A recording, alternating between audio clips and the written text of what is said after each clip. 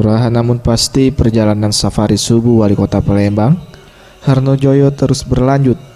Kali ini berada di Musola Fatul Ihsan, Jalan Mayor Salim Batubara, Lorong Kebun Semai, Kelurahan Sekip Jaya, Kecamatan Kemuning. Didampingi jajarannya, kedatangan Wali Kota Palembang ini disambut dengan penuhnya musola melaksanakan sholat subuh berjamaah. Harnojoyo, Wali Kota Palembang, mengajak masyarakat untuk memakmurkan masjid dengan melakukan hal positif, salah satunya sholat berjamaah, terutama di waktu subuh.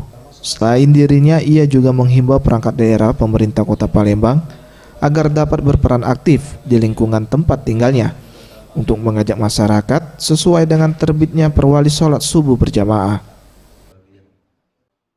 Ini penuh, sampai di luar juga tadi sholat, sampai di luar luar biasa. Jangan hanya kehadiran kami, Pak Karmani, semoga ke depan ini terus tempat ramai. Alhamdulillah 3 tahun ini pemerintah kota memotivasi masyarakat untuk mengajak sholat subuh berjamaah. Banyak usaha yang telah kita lakukan selama ini, diantaranya termasuk bekerja sama, bermitra dengan para ustadz. Pak Ustadz Helmi masuk di 107 kemarin. 2018 kemarin ada 107 ustadz bermitra dengan pemerintah Kota Palembang untuk memotivasi masyarakat bersama lurah setiap minggu pagi keliling juga safari subuh. Menanggapi hal tersebut, Jumanji, pengurus Musola Fatul Ihsan, mengapresiasi program safari subuh.